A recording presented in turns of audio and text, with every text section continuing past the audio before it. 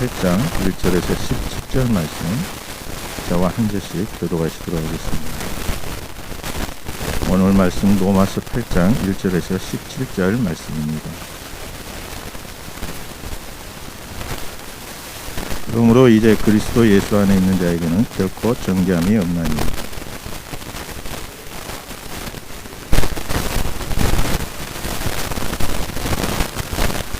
율법이 육신으로 말미암아 연약하여 할 수 없는 그것을 하나님은 하시나니 곧 죄로 말미암아 자기 아들을 죄 있는 육신의 모양으로 보내어 육신의 죄를 정하사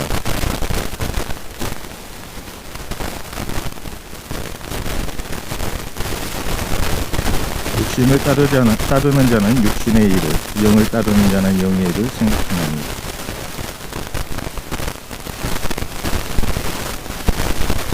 육신의 생각은 하나님과 원수가 되나니 이는 하나님의 법에 굴복하지 아니할 뿐 아니라 할 수도 없습니다.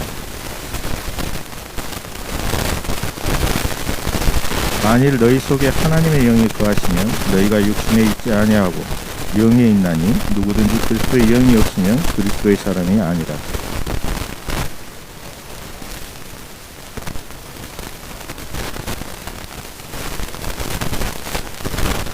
예수를 죽은 자 가운데서 살리신 이의 영이 너희 안에 거하시며 그리스도 예수를 죽은 자 가운데서 살리신 이가 너희 안에 거하시는 그의 영으로 말미암아 너희 죽을 몸도 살리시리라.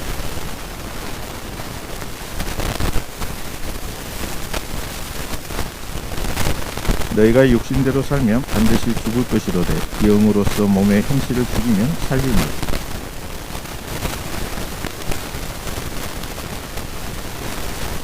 너희는 다시 무서워하는 종의 영을 받지 아니하고 양자의 영을 받았으므로 우리가 아빠 아버지라고 부르짖느니라.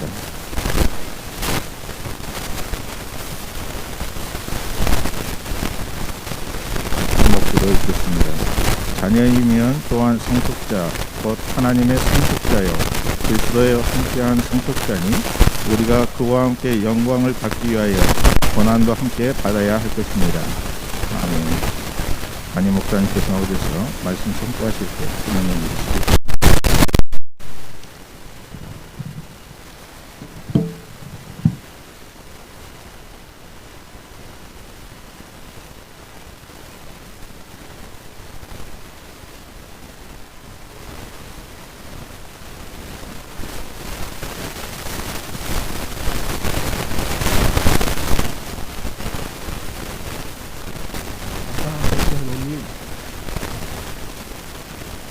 주님 앞에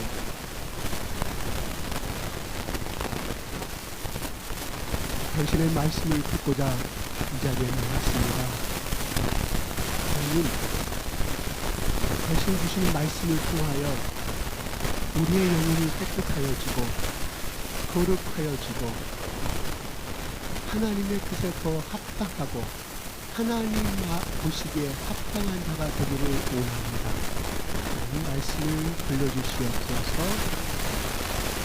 제약된 종의 모습을 감추어 주시고 이 시간에 예배를 통하여 예수 그리스도의 말씀과 하나님의 영광만이 드러나는 시간이 되게 하여 주시옵소서. 예수 그리스도 이름으로 기도드렸나이다. 아멘. 할렐루야. 할렐루야.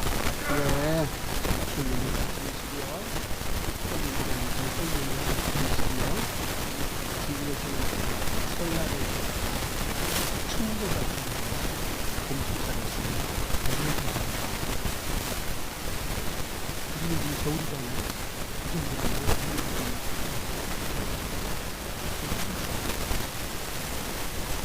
넘어갑니다.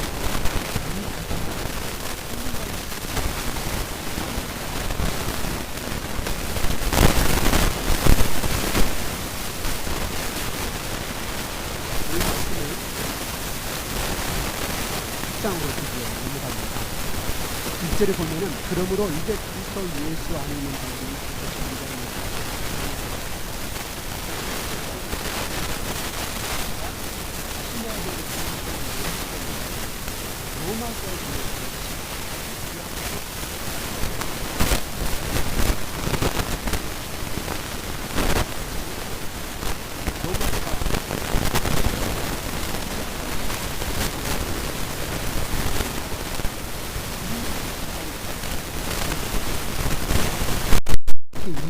선택이 아니라 그 속에 들어있는 다양한 문제가 있잖아요. 리칼에, 시칼, 여러 가지가 있지만, 그러니까 금반지보다 더 비싼 거는데, 금반지보다 신랑 신부가 끼입니다.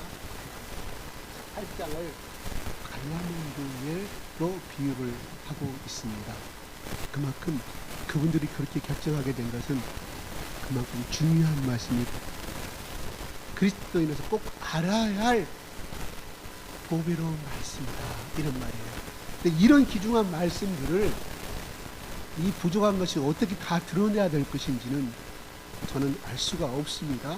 오히려 그냥 여러분들이 집에 가서 묵상 중에 이 8장의 말씀을 묵상하고, 하나님, 그러므로 이제 그리스도 예수 안에 있는 자에게는 결코 정죄함이 없다니, 이거는 알 것 같기도 하고 모를 것 같기도 한데 하나님 깨닫게 하여 주시옵소서. 정죄함이 뭡니까? 그리스도 예수 안에, 그리스도 예수를 믿는 것은 좀 알 것 같은데 그리스도 예수 안에 있는 것이 무슨 뜻입니까? 이렇게 물어보시고 성령님이 주시는 지혜의 말씀을 깨닫는 자가 된다고 하면, 정말로 저는 오늘 이 시간에 그냥 이 뜻은 이런 말씀이다, 이 뜻은 이런 말씀, 기초만 밖에 못 가르쳐줘요. 그러나 정말 하나님과 나와의 1대1 관계 속에서 다니엘이 그 포로 생활 중에 예루살렘을 향하여 하루에 정한 시간에 3번 기도하고 하나님의 뜻을 구하였던 것처럼, 여기에 계신 우리 성도님들이 조용한 골방에 들어가서, 골방이 아니라도 책상 앞에 앉아서 무릎 다 꿇고 이 말씀 하나하나를 음미하게 해달라고, 다 깨달아 알게 해달라고, 내 마음에 심어달라고 성령님께 간구하는 자에게는, 그러한 분에게는 하나님이 커다란 2022년도 축복을 주실 줄로 믿습니다. 복 달라고, 재물의 복을 달라고, 자식 성공시켜 달라고, 다 합격시켜 달라고, 우리 아들 직장이 없는데 직장 달라고 기도할 필요가 없어요. 물론 그건 기도를 해야겠죠. 그런데 더 중요한 것은, 하나님이 이 시간에 우리를 이 예배에 초청하신 이유는 하나님이 나에게 원하는 것이 무엇인가. 얘들아, 들어라. 제발 이 말을 들으면 너희들이 인생이 보장이 된다. 어찌하여 그 지역적이고 그냥 조그만 가지 안에 얽매여가지고 진짜의 본질은 모르고 엉뚱한 것만 찾느냐. 하나님 우리에게 하나님께 주시는 말씀입니다. 출애굽기 이스라엘 백성들이 그러시고 뭐라고 했어요? 내 말을 지키면, 내가 행한 대로 너희들이 행하면 이 온 민족 중에 뛰어난 민족으로 너를 삼을 것이고, 거룩한 나라, 제사장 나라로 너를 삼을 것이다. 너희 나라를. 그러면 개인에게는 뭐예요? 내가 너를 하나님의 중보자요, 하나님의 복을, 축복을 전달하는 자로 세우시겠다고 한 말씀이에요. 우리는 계속 그 본질을 잊어버리고, 이거 눈에 보이는 거 복 주시오, 복 주시오. 진짜 복은 뭐예요? 말씀을 깨닫고 말씀대로 행함으로 결단하는 자가 복을 주신다는 말씀이에요. 그게 모세를 통하여 부르셨고 아브라함을 통하여 부르셨던 그 언약의 말씀도 지금까지 이루어지고 있잖아요. 오늘날 역사상으로 보고 있잖아요. 그게 증거예요, 증거. 그러니까 오늘 시간에 고종 세시느라고 특히 며느리들이 고생 많이 하셨습니다. 시부모 모시고 갔다 저 고향 갔다 오신 분들 있을 것이 고생 많이 하셨는데, 우리 말씀에 보면은 이렇게 말합니다. 예수 안에 있는 자에게. 바울은 로마서 전체를 보면 예수를 믿는 자라는 단어를 많이 썼지만, 예수 그리스도 안에 있는 자, 안에 있는 자, 안에 있는 자라고 말합니다. 믿는다 그러면 우리는 주관적인 것이 들어가잖아요. 그죠? 믿는다는 건 내가 안 믿을 수도 있고 믿을 수도 있다는 그런 문법적인 단어가 문법이 성립이 돼요. 바울은 예수 그리스도 안에 있는 자, 이 말씀 설명을 들었기 때문에 아시겠죠? 그러나 과연 일상의 삶 속에서 내가 예수 그리스도를 믿는 자라는 생각을 많이 갖지만 내가 예수 그리스도 안에 있는 자라고 고백하는 사람이 별로 없어요. 특히 드물어요. 바울은 그가 자기가 체험한 신앙이고 자기가 고백한 신앙이기 때문에 담대하게 로마의 교인들에게 나는 예수 그리스도 안에 있는 자다. 그럼 어쩌란 말이냐? 그 사람은 아니란 말은 그래가지고 제가 잘 이용하는 말씀이 요한복음 15장 말씀이죠. 나는 포도는 함고 너희는 가지니 나에게 접해 있는 자는 열매를 얻을 것이다. 나를 떠나서는 너희들아, 누구한테 말했어요? 무리들한테 말하는 것이 아니에요. 12명 놓고 따로 교육시키고 훈련시키시면서 너희들이 나를 떠나서는 아무것도 할 수가 없다. 하나님이 선포해요. 예수님이 그냥 선포해요. 선포했다는 말은 뭡니까? 그대로 이루어진다는 뜻이에요. 선포했다는 말은 뭔 말입니까? 하나님이 내 생명을 보고 약속하셨다는 말씀이거든요. 떠났다는 말은 뭔 말이에요? 열매를 맺을 수가 없다. 그 말은 무슨 말인가요? 성령의 열매가 말하는 그 반대적인 열매를 맺고 결국 사망, 지옥으로 들어갈 수밖에 없다. 그 인생의 삶이 실패의 인생으로 갈 수밖에 없다. 내가 안에 있는 자는 어떻게 할 수 있냐 이 말이에요. 내가 그리스도를 내가 믿는 것 같은데 교회 나면 정말 찬송을 다해서 또 기도할 때도 정말 예수를 내가 믿는 것 같은데 이걸 어떻게 할 수 있느냐? 오늘 말씀이 우리에게 가르쳐주고 있습니다. 계속해서 말씀 내려가면 그 설명해 드릴게요. 중요한 것은 말합니다. 결코 정죄입니다. 정죄란 말이에요? 유죄다 이 말이에요. 정죄란 말이 유죄. 너 죄가 있어. 너 감옥에 가. 너 사형이야. 너 무기징역이야. 그런데 없다라고 말합니다. 그리스도 예수 안에 있는 자의 그 앞에 조건은 없습니다. 뭔 말이야? 네가 의롭게 살았던, 네가 도둑꾼자로 살았던, 네가 살인마로 살았던, 사기꾼으로 살았던, 네가 과거의 삶이 분쟁을 일으키고 시기를 일으키고 술에 취해서 곤드레 만드레 이웃을 두들겨 패고 집에 들어오면 가정에 분란을 일으켰던 간에 그러한 자가 예수 그리스도 안에 오면은 결단 하나님이 의로운 자로 인정하시겠다 이 말입니다. 그 말은 또 무슨 말일까요?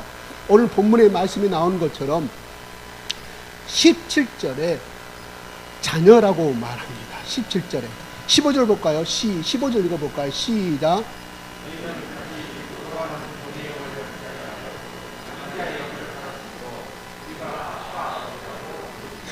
양자영은 무슨 말이에요? 오늘 성경의 본문 말씀이 영, 그의 영 다 성령으로 해석하시면 돼요. 성령의 말이에요. 성령께서 그 사람 속에 영을 받았으면, 그 사람 마음속에 받았으면 우리가 아버지라고 합니다. 아빠란 말은요, 아람어로 아빠입니다. 신기하죠. 우리 한글에 아빠라고 부르지 않아요? 저 인도의 어느 지방 가면 아빠라 불러요? 아버지를, 파더를 뭐라고 물어보냐 그러니까 아빠라고 불러요. 그게 지금 풀리지 않을 수 있게 한글과 너무나 많이 비슷한 단어들이 많이 나와버리니까 그게 언어학자들이 많이 가서 연구를 하시더라고요. 어떻게 해요? 그 인도의 큰 땅 어느 한 지역만 한글과 비슷한 단어들이 많이 있는지 지금 수수께끼가 풀리지 않은 것입니다. 그런데 여기서 아빠란, 그때 당시에 중동 지방에 예수님 3대 시대에 아람 사람들이 쓰는 단어가 오늘 우리가 쓰는 아빠, 똑같은 아빠. 그래서 성령의 영을 받은 사람은 하나님을 향하여 그냥 아버지라고 하는 것이 아니라 아빠, 아버지 두 번을 연속으로 부르는 축복을 받게 된다. 처음에 예수 믿는 사람 기도할 때 주님, 하나님 이 말은 나오지만 하나님 아버지한테 좀 거꾸럽지요. 그것도 다 빼부가 아버지, 오늘 죄인이 왔습니다. 나중에 더 깊은 세계로 들어가면 그냥 아버지를 그냥 나의 아버지로 부를 수 있는 신앙의 성숙도가 충만해짐을 바라보게 됩니다. 그런데 아직도 내 속에서 주님, 하나님 하면 아직도 깊은 하나님과의 긴밀한 교제가 이루어지지 않았다.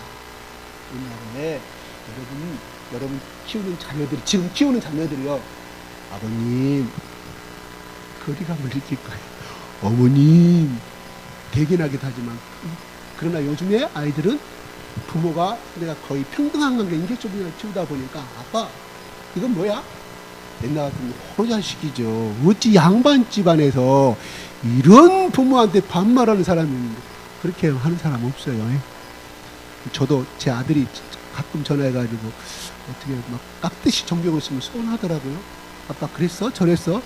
그러면 내가 그만큼 그 아이에게, 그 아이가 나를 생각할 때 친밀감을 느끼는 것이고, 뭐 이렇게 깍듯한 대화를 존칭으로 쓰면 내가 좀 이해를 향하여서 엄격하게 대하고 있는가, 나를 또 돌아보는, 그러면서 서운해요. 차라리 아빠 그랬어? 그러지마, 너 말 들어야 돼? 아 그냥 좋아요.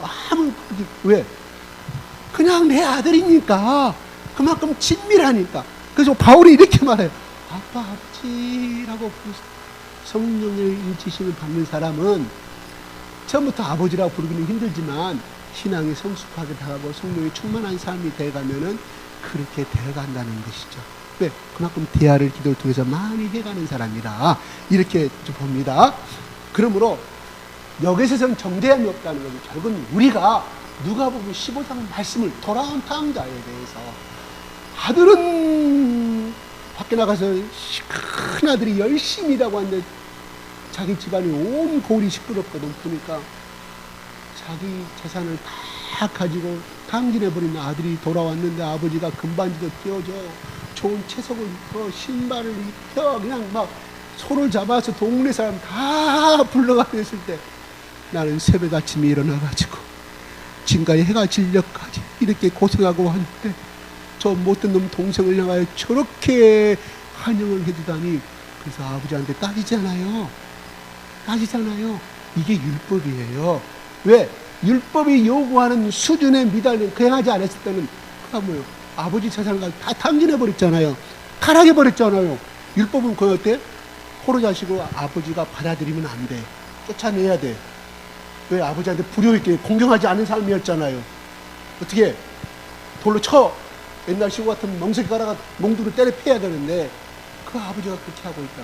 이것이 그리스도의 은혜를, 예수님이 율법과 그리스도의 사랑의 표현을 그렇게 비유적으로 설명하고 있는 대목이에요. 그래서 그 아버지가 비가 오나 때다 그 아들이 돌아오기를 360을 기다렸다. 이게 아버지 하나님의 사랑을 예수님이 그 비유를 통해서 설명하고 있는 내용이거든요. 너 자식 왔어. 너 집에 못 들어와. 들어오면 뭐를 부러뜨려 버려. 족보에서 너는 이미 끝났어, 오지 말라는 것이야. 그것이 율법이에요. 그러나 그리스도의 사랑과 아버지의 마음 뭐냐? 하나님의 마음은 돌아오는 순간을 쫙해서 아버지가 달려가자. 으아! 내가 너만 오기를 기다렸다. 아버지 품꾼의 하나를 주세요. 나 돼지 농장에 가서 아버지가 키우면서 그냥 거기 노예와 같이 똑같이 살겠습니다. 근데 아버지가 돼요. 이야, 잘 돌아왔다. 끌어안아주고 그 자체를 정자하게 하셨다. 그게 예수님의 사랑이라 이 말이에요. 아멘. 이것을 2000년 전에 이루셨던 것을 믿는 것은 복 있는 사람이고, 아직도 그게 나하고 뭔 상관이냐. 그냥 예수님은 훌륭한 사람 중에 한 사람이다. 나는 예수의 인생은 예수의 인생이고 나의 인생은 나의 인생을 갈란다. 그 사람은 양자의 영을 받지 아니하였다. 아멘. 그런 사람은 그런 사람이라니까. 맞다니까, 요 성경에. 그래서 고린도전서 12장 3절에 12장 13절인가 10장 3절인가 좀 올려주십시오. 시작.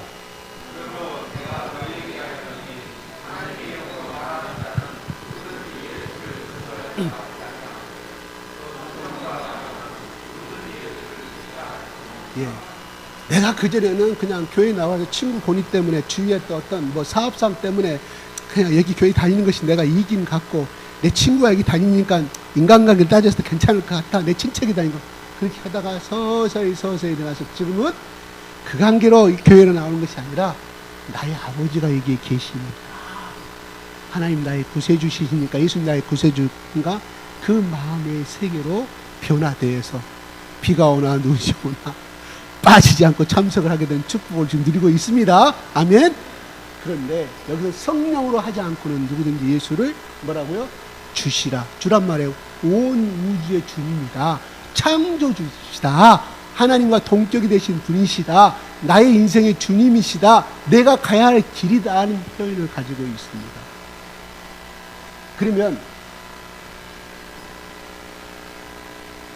여기서 하나님 영, 성령 똑같은 말이에요. 오늘 여기서 나오는 양자의 영 똑같습니다. 근데 왜 바울은 그냥 성령을 하고 그냥 그의 영으로 말씀하시지 오늘 15절에 양자의 영을 받았다고 말합니까? 그 앞에는 무수하는 종의 영을 받지 않아요. 이거 그죠? 마귀의 영을 말하죠.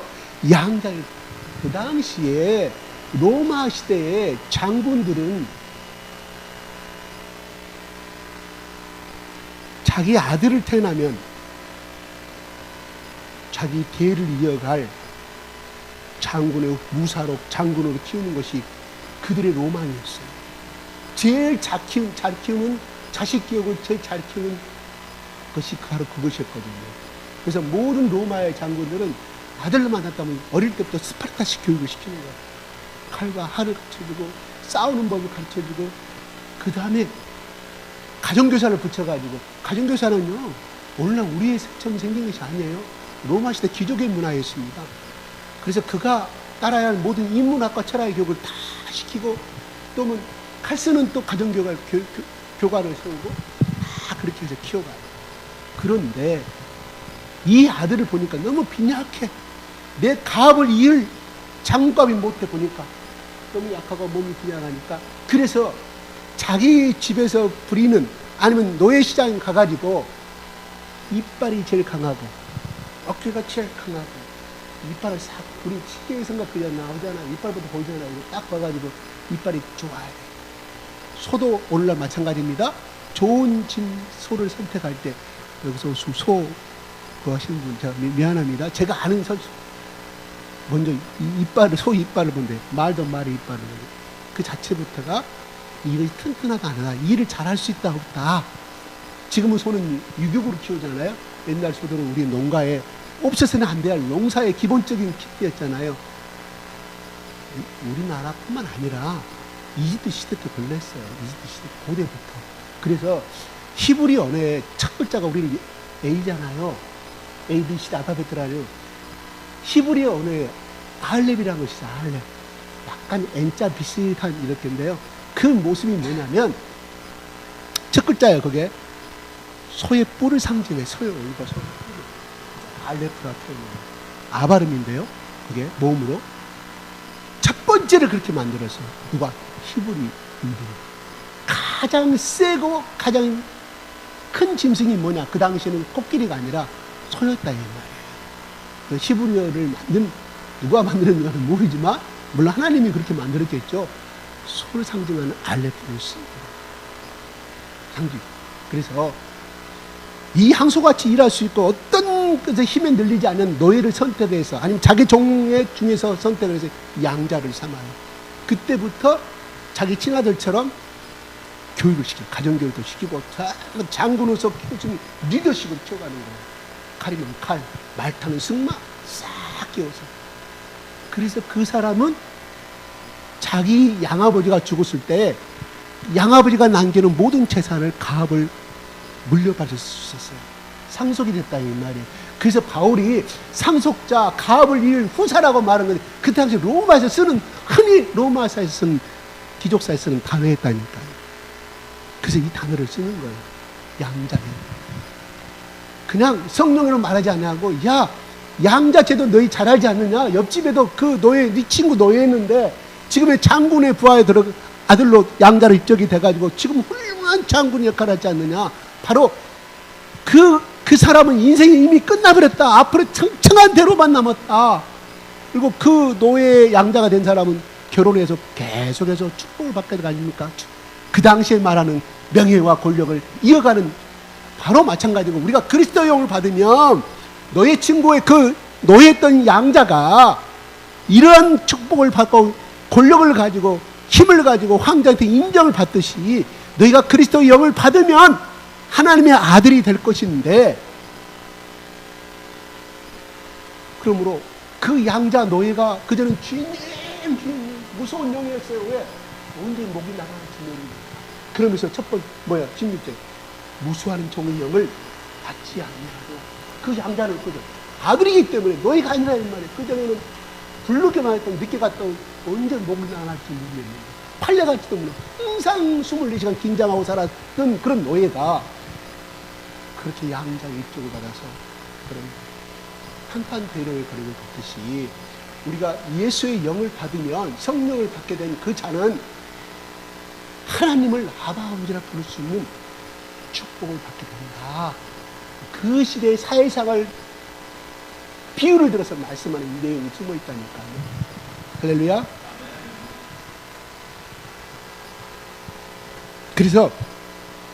그러면서 16절에 이렇게 말한다. 시작.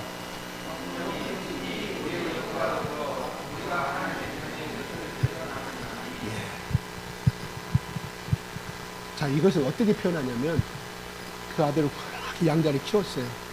말도 잘 써. 할소대 나가면 1등 나. 그 다음에 식기에서 나오고 전차 경주 나가면 1등 나. 내 아들이다고. 여러분 보세요. 잔치를 베푼다면 나와라 내 아들아. 내 아들입니다. 양자의 자기 아들을 어때요? 내 아들로 선포해. 기독들 앞에서. 바로 성령이 우리를 그렇게 하신다는 거예요. 아멘? 그 성령님은 누구시냐? 하늘과 땅을 만드신 하나님이시다. 이렇게 말씀합니다. 그러므로 우리는 죽어서 하늘나라 갈 때 내가 하나님의 아들이라고 말할 필요가 없어요. 왜? 내 속에 거하시는 성령님이. 자,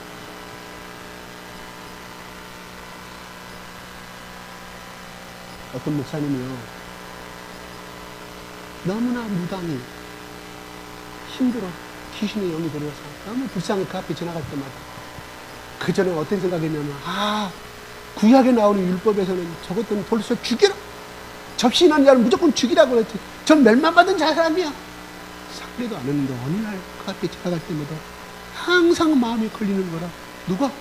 성령님. 그 속에 성령님. 저 사람도 누구 집에 귀한 딸이었을 것인데 어떻게 귀신이 접해가지고 저렇게 무당짓을 하고 있는데, 원래 저 사람이 그러기 전에는 적어도 하나는 아담과 이브의 창조물이었고 후손이었다 이거예요. 그게 자꾸 걸리는 거예요. 그래서 하루는 물어봤어요. 하나님 성경에는 접신하는 자 또 다른 신을 그냥 돌려쳐 죽이라고 했는데 내 마음속에 항상 걸리는데 내 속에 어떻게 해야 되겠습니까? 그렇게 말하는 성령이 말씀합니다. 실화입니다. 너도 가게는 마귀의 영을 받은 자였다. 너도 내가 가가 같았으면 너는 돌 죽음을 당할 자였다. 그런데 내 아들이 예수 그리스도의 보혈을 피를 나가 내가 너를 양자 삼았는데 아들 삼았자. 비록 그 사람이 무당이지만 너도 그 사람과 똑같은 자, 냄새나는 자, 추한 자였다. 멸망받을 자였다. 이 말이 딱 성경에 들어와서 하루는 쫓아 문을 열어요. 여자가 나와요.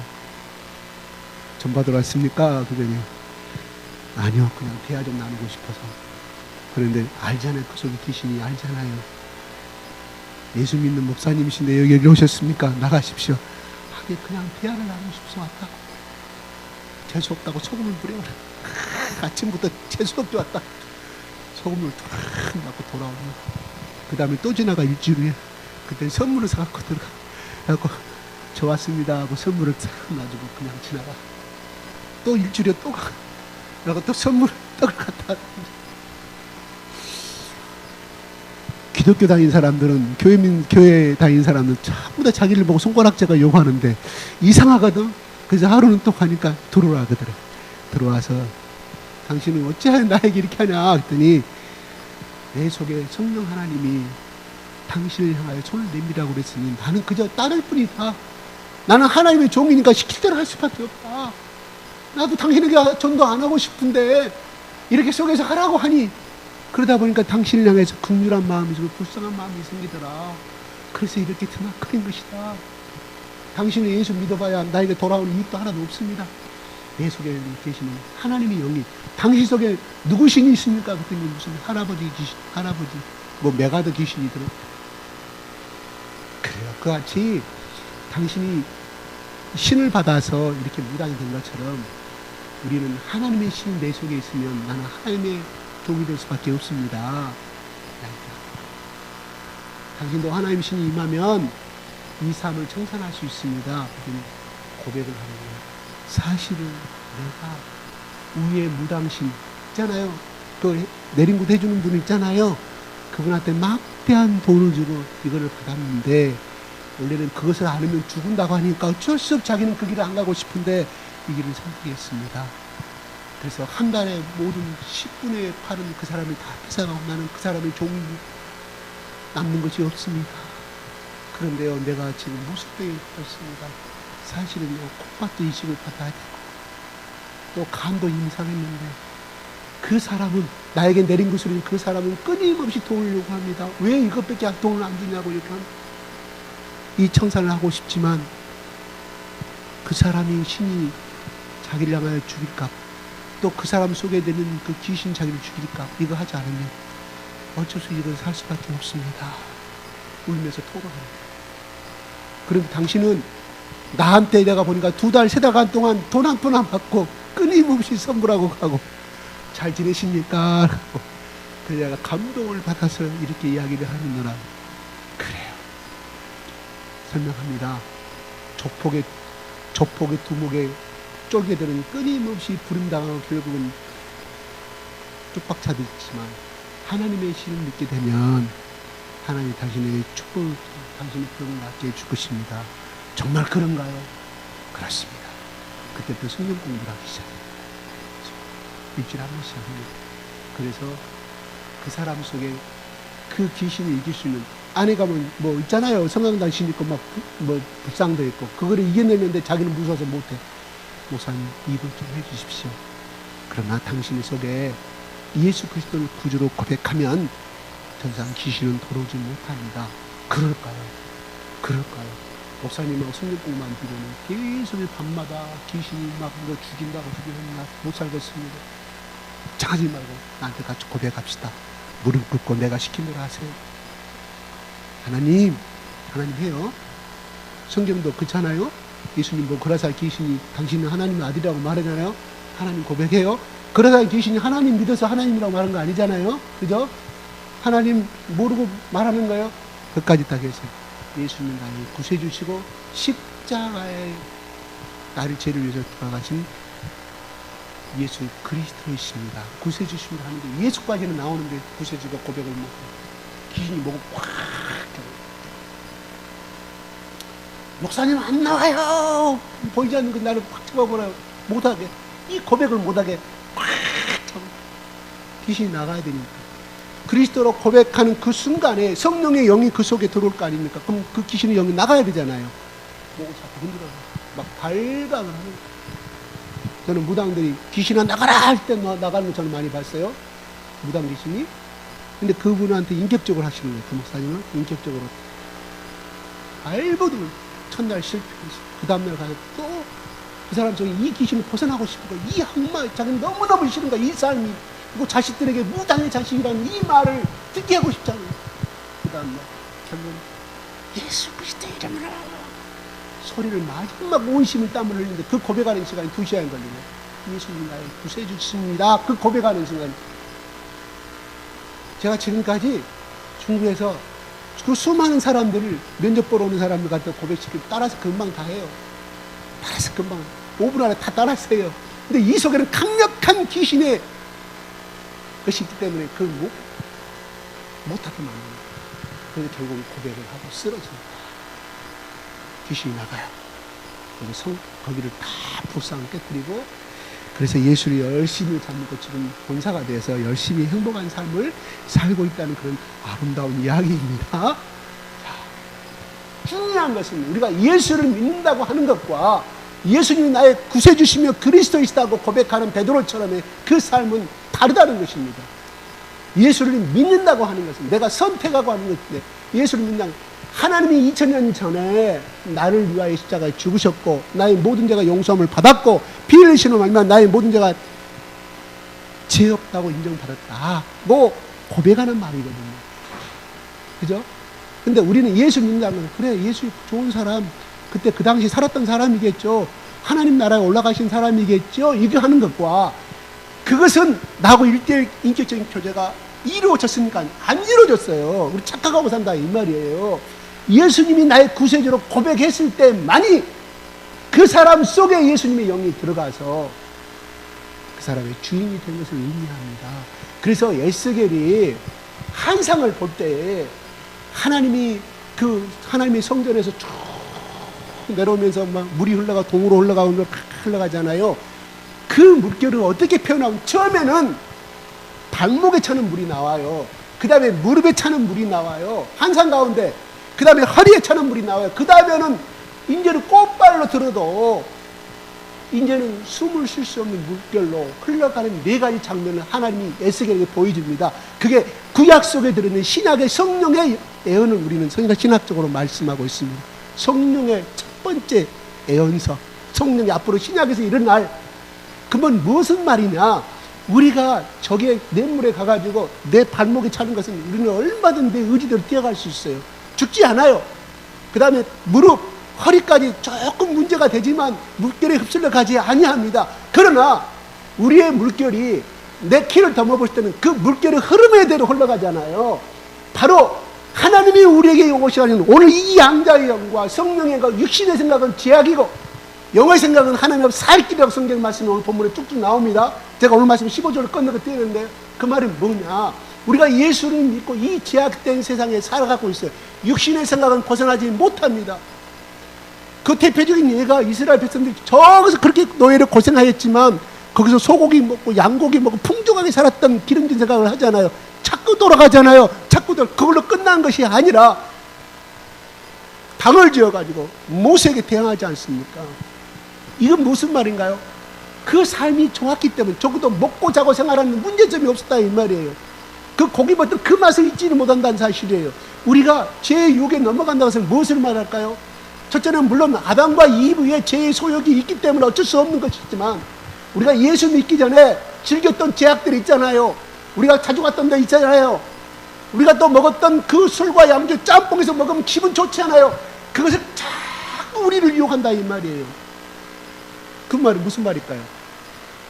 내가 죄의 소욕에 넘어가는 것도 있지만 내가 아직도 거기에 대한 미련을 갖고 있기 때문에 거기에 즐거움을 느끼기 때문에 만약에 과거에 그런 사람들이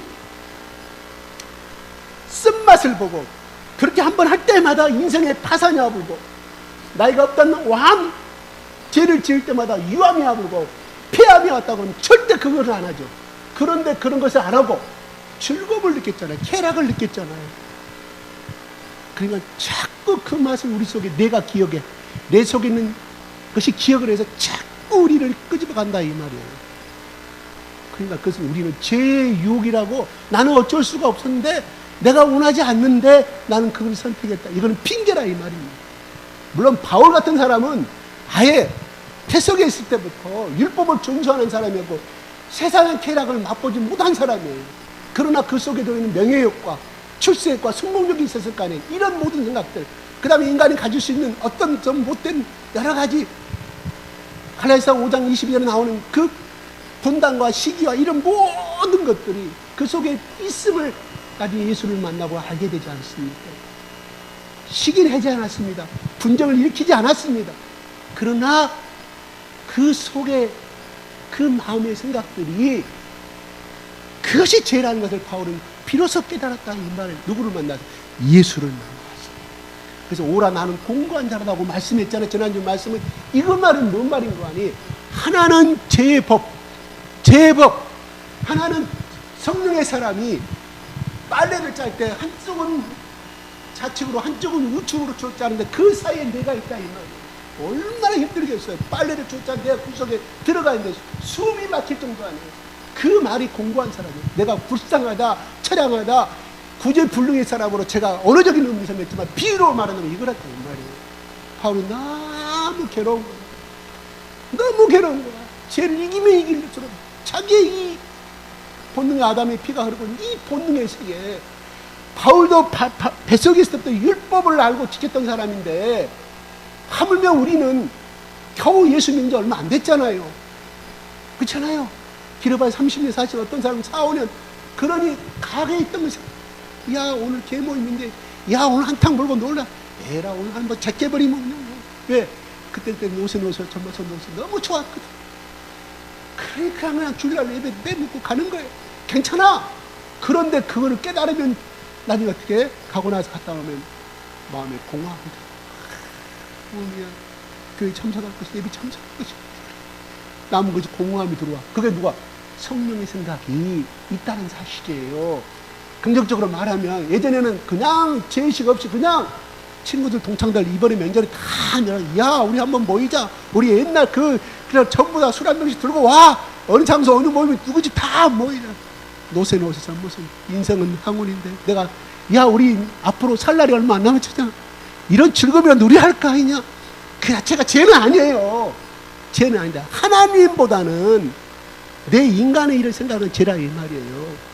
자, 그래서 마태복음 16장은 이렇게 말합니다. 자, 시작. 마태복음 16장. 시작.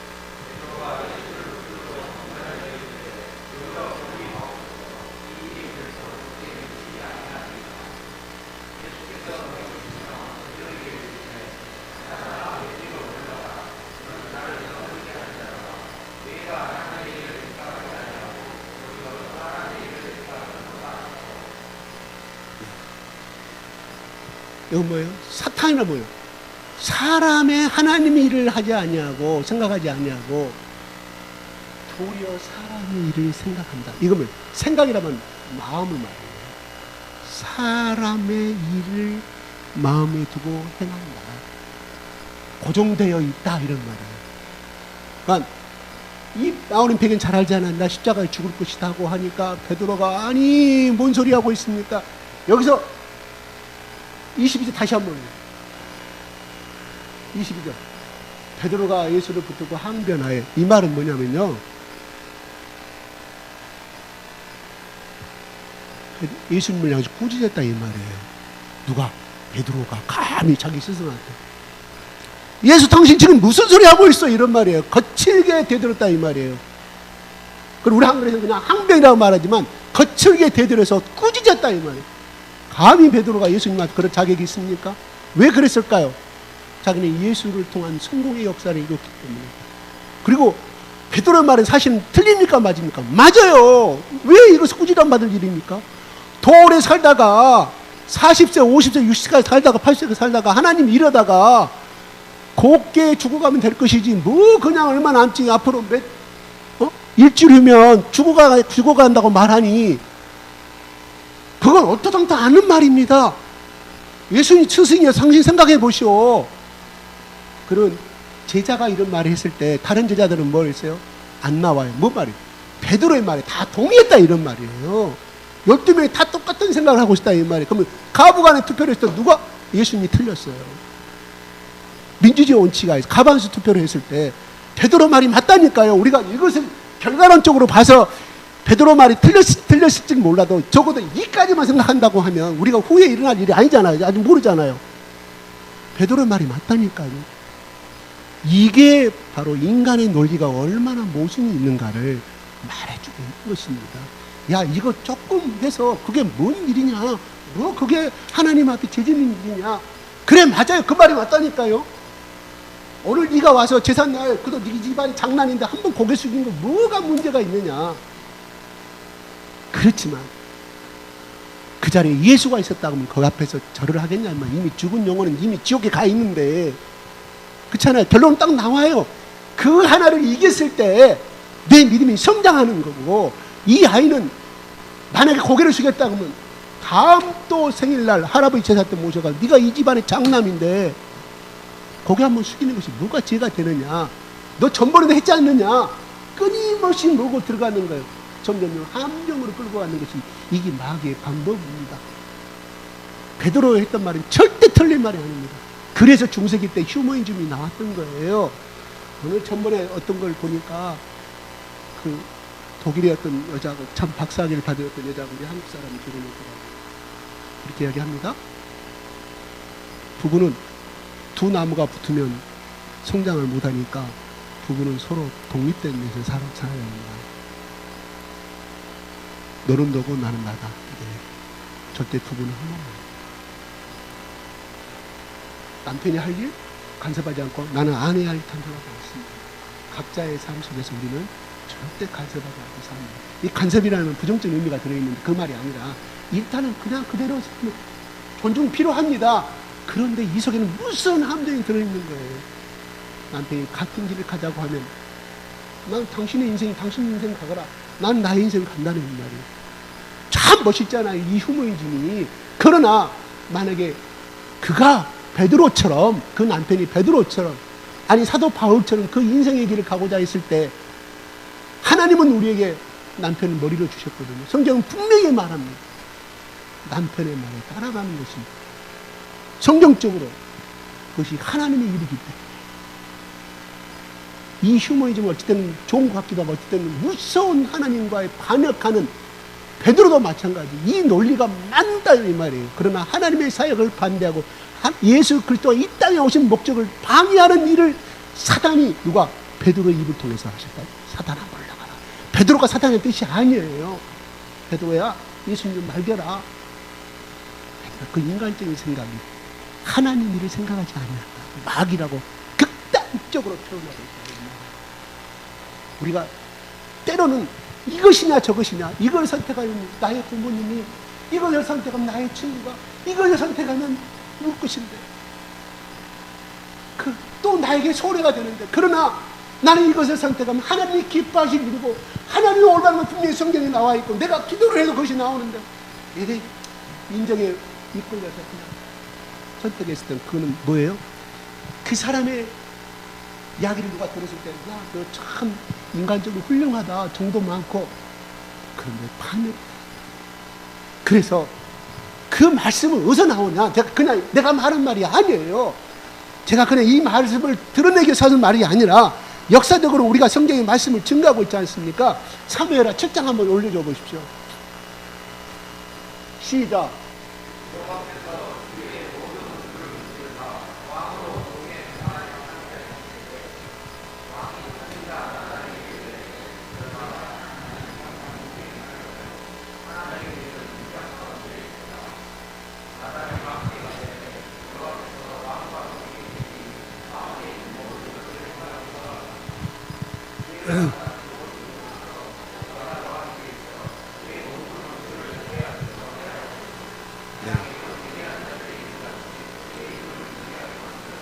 여러분 이 내용 잘 하신 말씀이잖아요.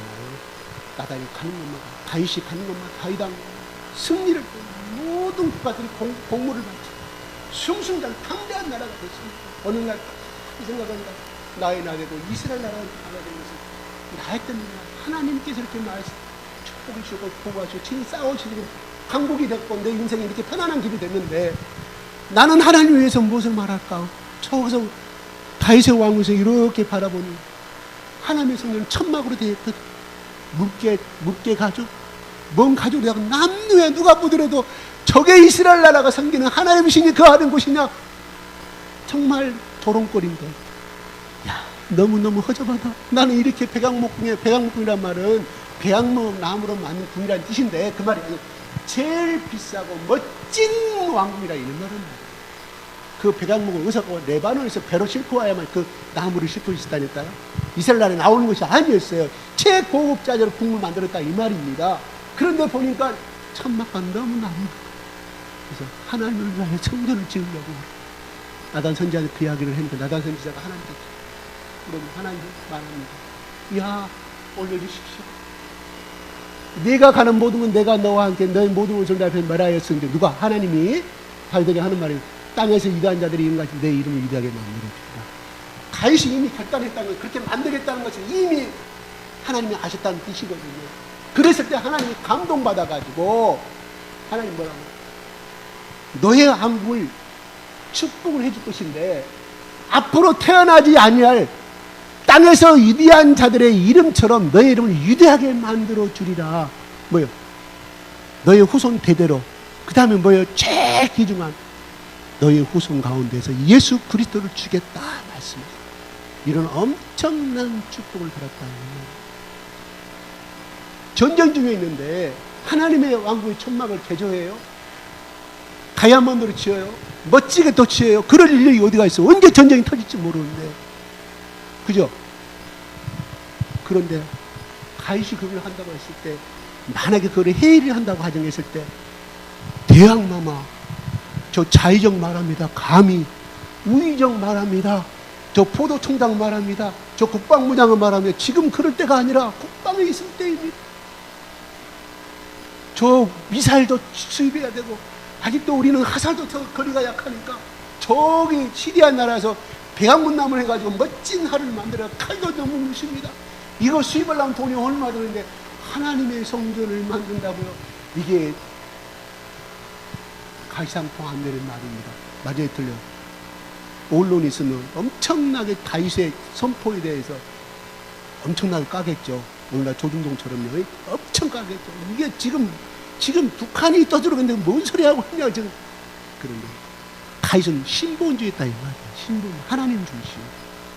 그럴 때 하나님이 감동받아서 그가 다윗이 이 왕궁을, 이 하나님의 성전을 짓다는 그 자체는 우리가 생각할 때 그거 하나를 보고 말한 것이 아니라 그것을 모든 국력을 동원해서 성전을 짓겠다는 그 마음이 이르기까지 다윗은 하나님의 합한 마음과 결단과 말씀대로 순종하였다. 거기에 나온 것이 바로 하나님의 성전이 열매를 드러난 것이에요.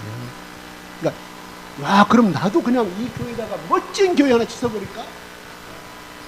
그러면 하나님 우리 자녀를 복을 줄까? 그게 아니라 그것이 이르기까지에 나온 적어도 9단계, 빈산의 10분의 1은 머리만 나와 있는 10분의 9는 잠겨 있잖아. 내 속에 들어있는 하나님을 그동안 섬기면서 살아온 10분의 9 순종의 것이 결국은 나온 것이 하나님의 성전이라는 말. 그래가지고 야, 성전 지면 복 받는다고 해가지고 막 뻥금 내라고 막, 그건 참 잘못됐어요. 그것 하나님이 원하시는 거예요. 하나님이 원하시는 네 마음의 성전. 그럼 우리 속에 오늘날 성전이 누구냐? 성령입니다. 이 말입니다. 그리스도 안에 있다는 건 내가 성령 속에 들어가는 것이에요. 그 다음에 이 바닥 성전에서 흘러나오는 그 물이 에스겔을 덮어버려요. 그 말은 무슨 말일까요? 내 의지대로 갈 수가 없는 것을 말합니다. 물결대로 발목에 차있고 허리에 차있고 내 목에 차면 내가 원하는 곳을 가지만, 그러나 그 물결이 나를 덮어버리면 나는 그때 아무 힘도 쓸 수가 없는 죽은 시체가 되는, 그 물결이 흐른 대로 간다 이 말이에요. 에스겔아, 너희 민족들이 바로 이렇게 살아야 된다. 하나님의 온전한 순종 가운데 앞으로 신약에 예수 그리스도가 오고 보혜사 성령님이 오시면 너희 속에 바로 이런 성령의 주인을 모시고 살아가는 삶이 필요하다는 것을 에스겔을 통해서 예시해 줬다 이 말입니다. 뭐 성령 받았다면, 은사 받았다면 눈에 막 둘러있어. 야, 귀신아 물러가라. 이제 예수 이름으로 병마에 물러가라. 물론 그건 이제도 필요하지만, 그러나 성령은 뭐예요? 온유하신 분이에요. 온유하신 분. 성령은 겸손하신 분입니다. 여러분, 성령의 사람 한 대화를 한번 나눠보세요. 그 속에 얼마나 인기적인 성령인지. 자기를 드러내질 않아요. 자기를 자랑하지 않아요. 어떤 해들 가서 팍 물어버려요. 자기 호주머니에서 막대한 돈을 사용해서도 누가 했냐는 말도 안 합니다. 그 속에 성령님이 계시죠. 그는 하나님의 상급을 바라기 때문에 인간에게 칭찬받으려는 것이 아니라 성령의 충만함 받은 삶은 그 삶이다 이 말이에요. 할렐루야.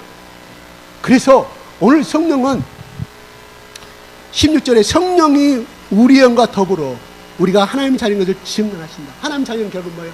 자랑하지 아니하는 거예요. 아무도 모르게 사랑해 주는 거예요. 자기를 내세우지 아니야. 그 다음에 11절 한번 볼까요? 10절에 19절 시작. 9절. 만일 너희 속에 시작.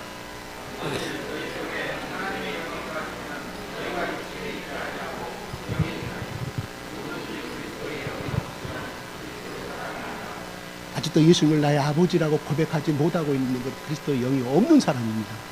적어도 이 말씀에 근거해서 하는 말입니다. 그 다음에 10절 시작.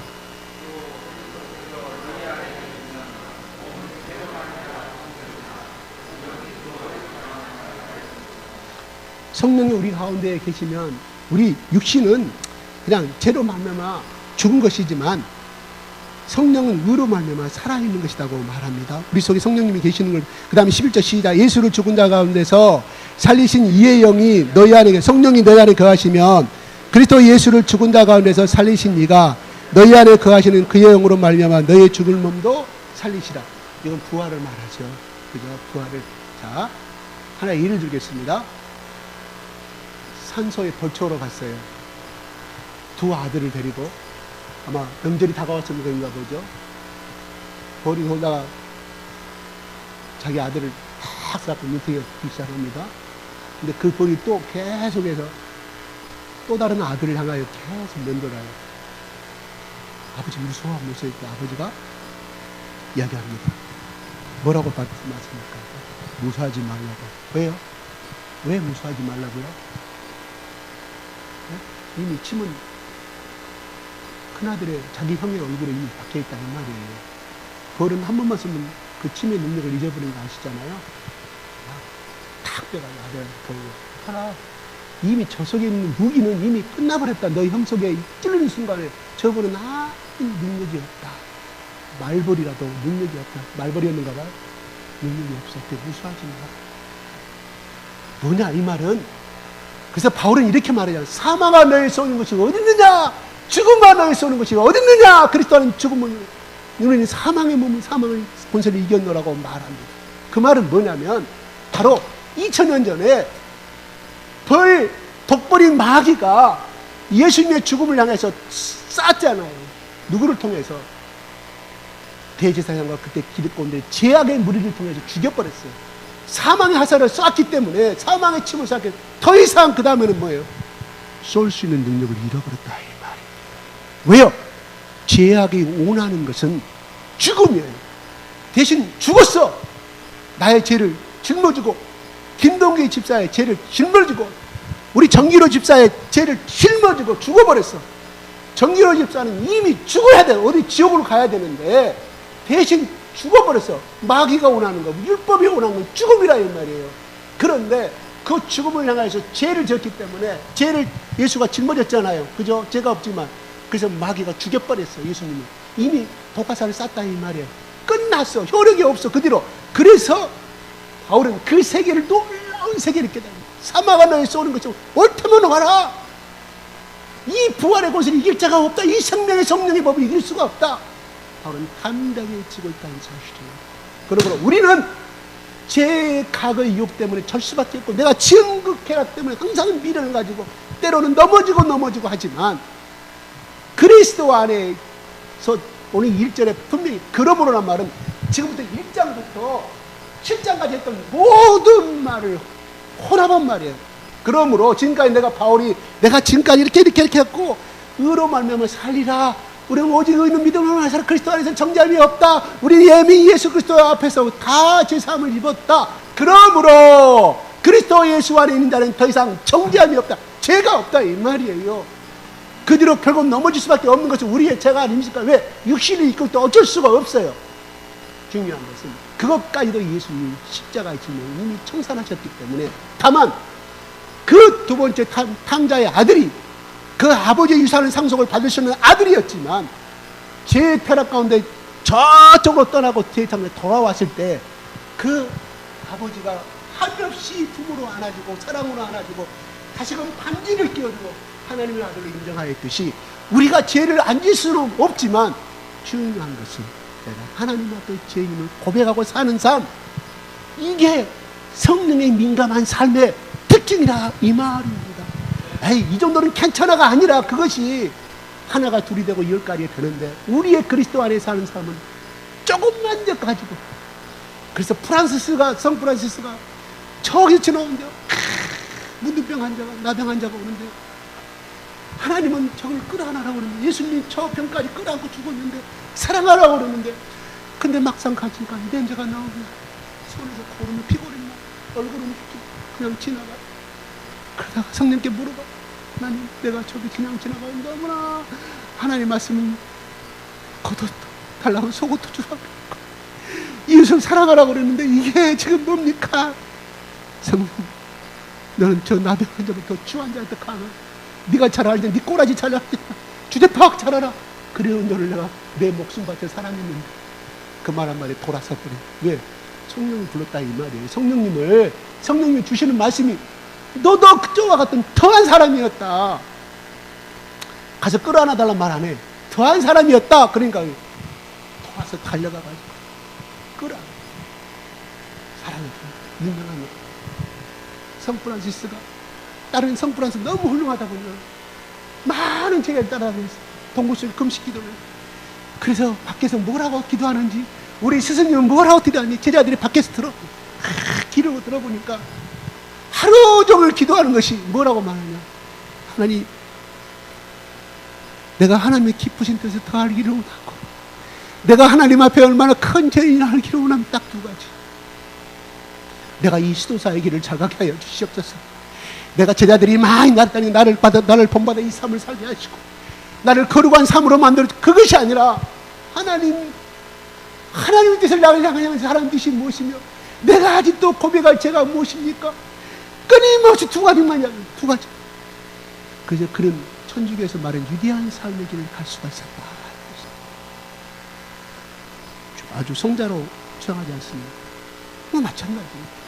오늘 다윗이 하나님, 이 다윗의 왕국을 더 부강시켜 주십시오.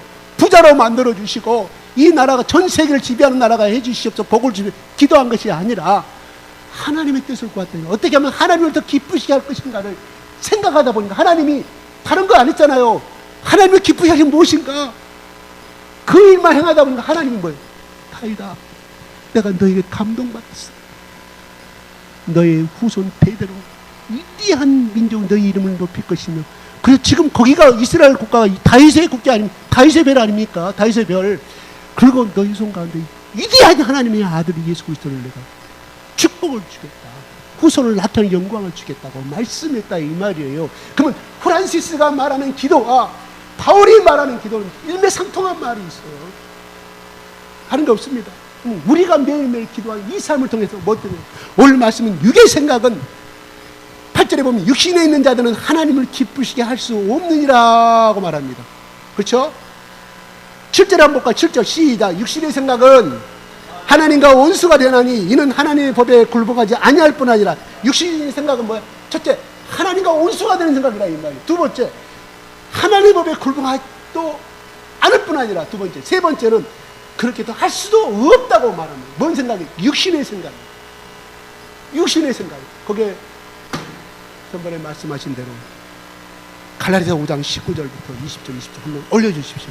자, 그 말씀을 똑같이 또 반복하고 그럴 수밖에 없습니다. 시작.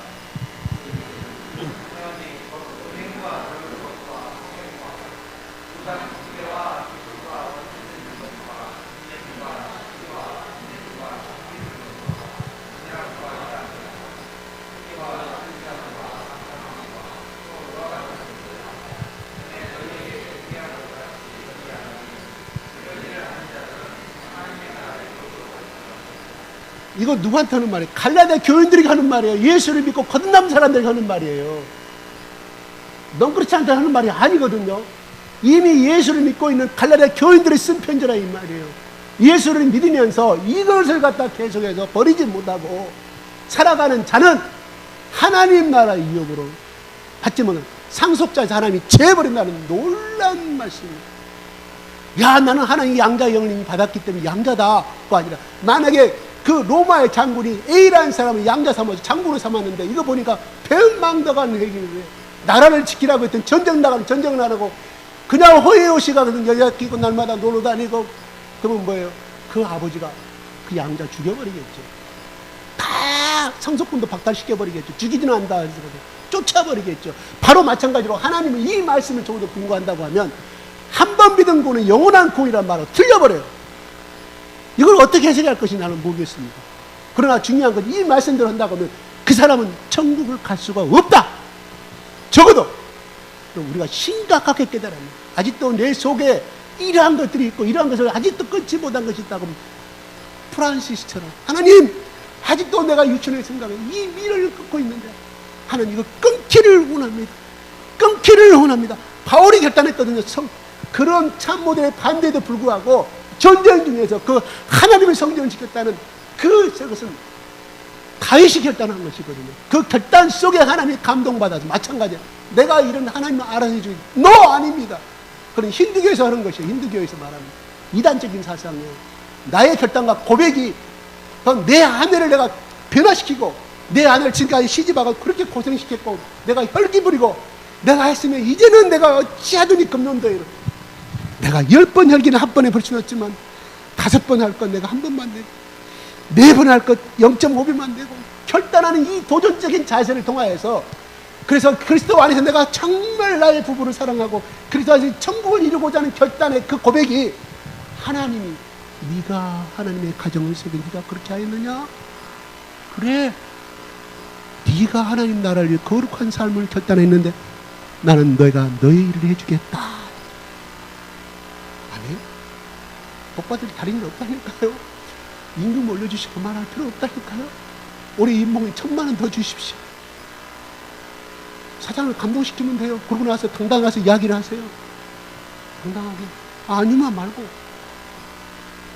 하나님 일도 안 하고 하나님 복 주십시오 해놓고 딱 땡하면 출근하고 땡하면 퇴근해. 사장이 나부터 오크하고 해보시면 열심히 해. 하나님이 복 주시겠다. NO! 아니에요. 바울은 자기 할 일을 했잖아요.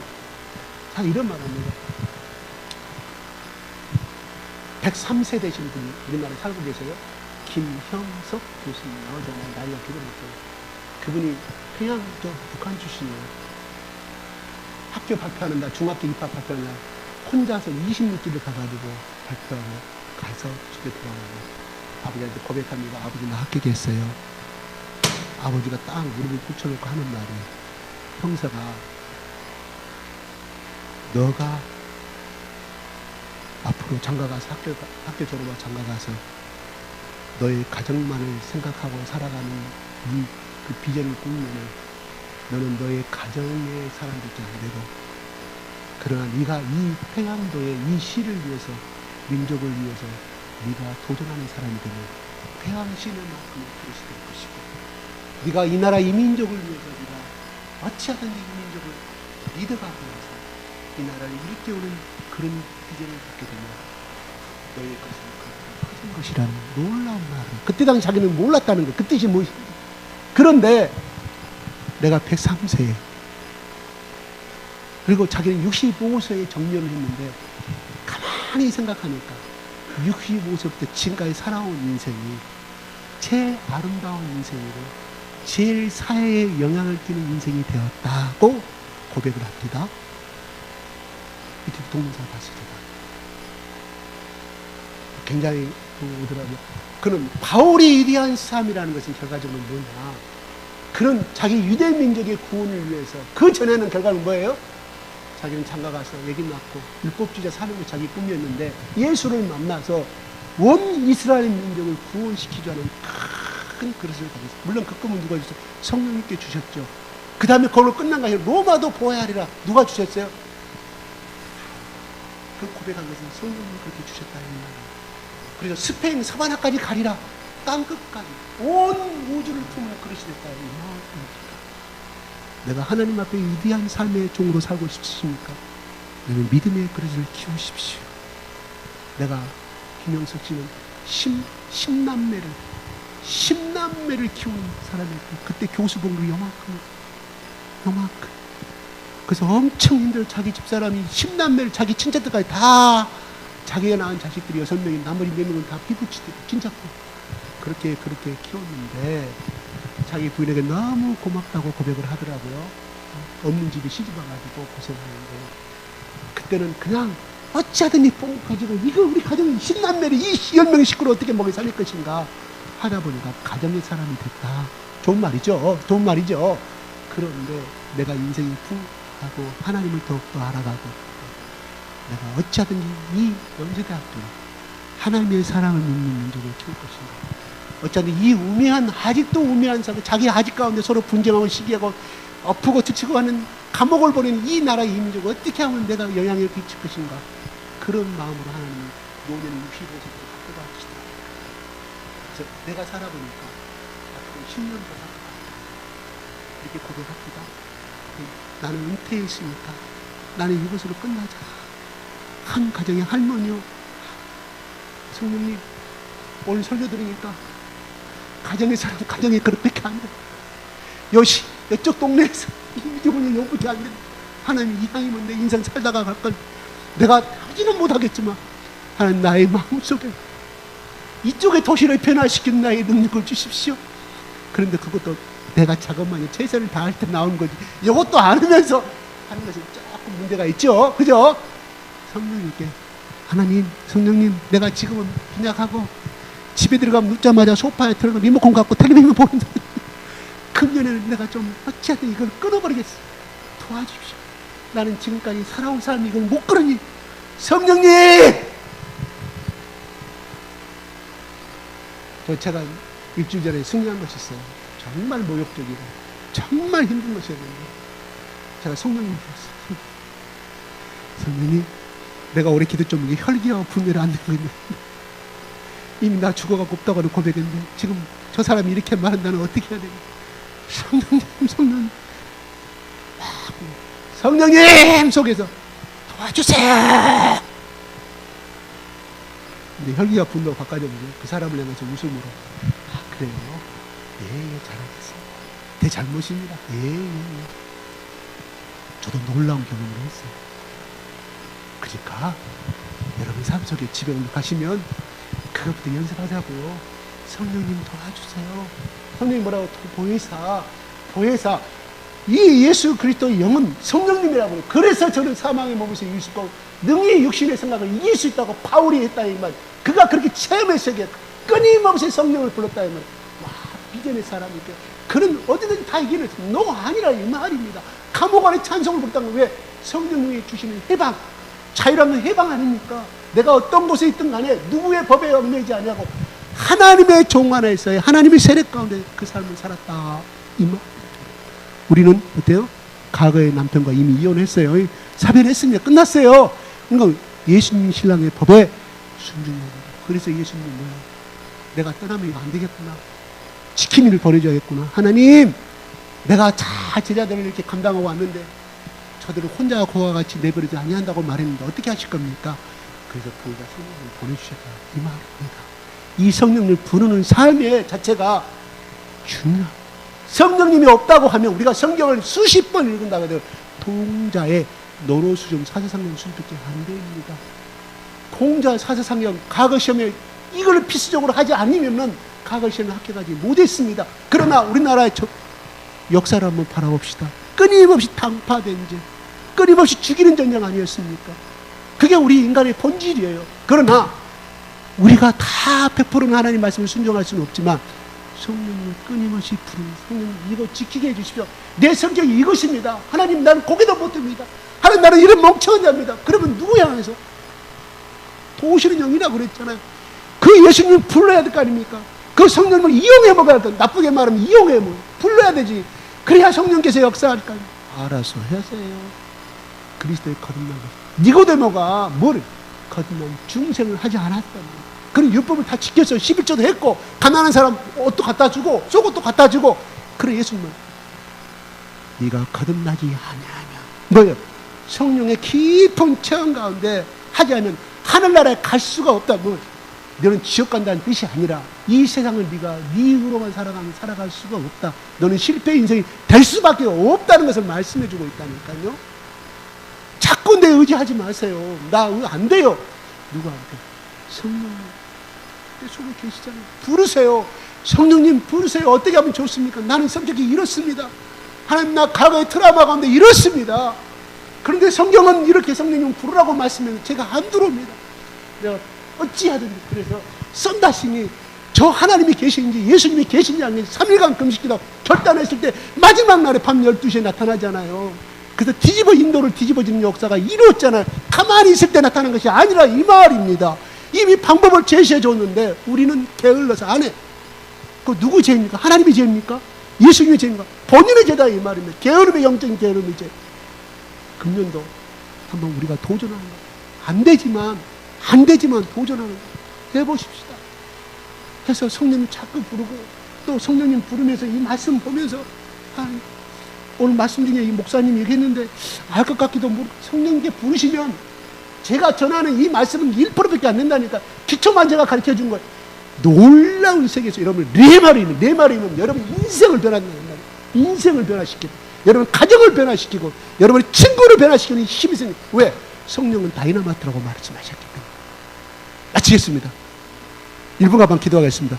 주여 하나님 아버지, 이 시간에 우리 가운데 함께 하신 하나님을 찬양합니다. 하나님, 우리의 의로는 우리의 행동으로는 하나님 말씀 하나, 내가 자식 하나 약속한 그 약속도 못 지키는 나약한 자입니다.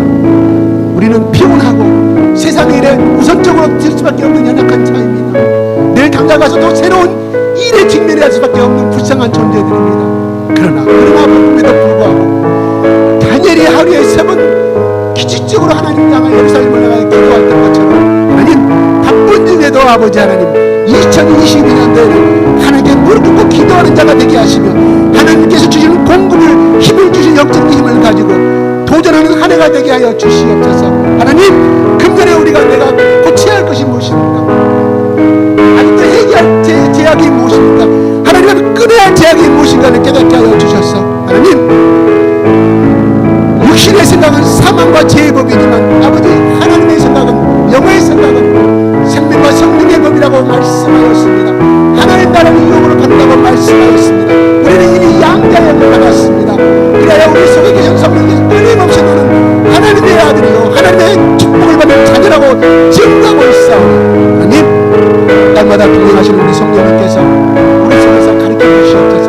끊임없이 내 안에 계신 성령님을 향하여 부르게 하시고 예치게 하여 주시옵시고, 이럴 때 어떻게 해야 되십니까? 하나님 도와주시옵소서.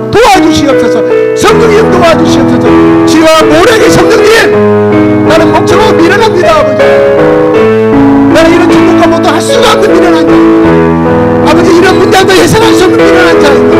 하나님, 나는 내 말을 생각하는 이기적인 인자입니다. 성령님, 예수님 십자가에 죽으셨고 희생하셨고 하나님 미련했다고 저는 말씀으로 머리는 잘 알지만은 하나님 행하지 못합니다. 성령님, 그 말씀이 나에게 역사하여 주시옵소서. 예수님의 그 사랑의 정신이 나의 가운데 역사하여 주시옵소서. 2022년도에는 아버지 하나님, 그리스도의 영의 양자의 영을 받은 자로서 육신의 생각보다는 하나님의 영을 생각해 가시고 하나님을 기쁘시게 하는 자, 다윗처럼 하나님을 기쁘시게 하는 자가 되게 하여 주셔서 2022년도의 나의 인생의 삶이 그 어느 때보다 빛나고 가장 보람있고 하나님의 마음에 합작한 자가 될 수 있는 한 해가 될 수 있도록 축복하여 주시옵소서.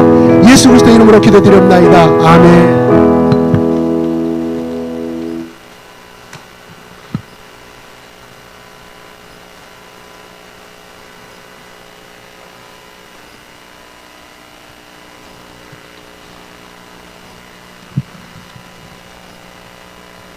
오늘 예배에 나오신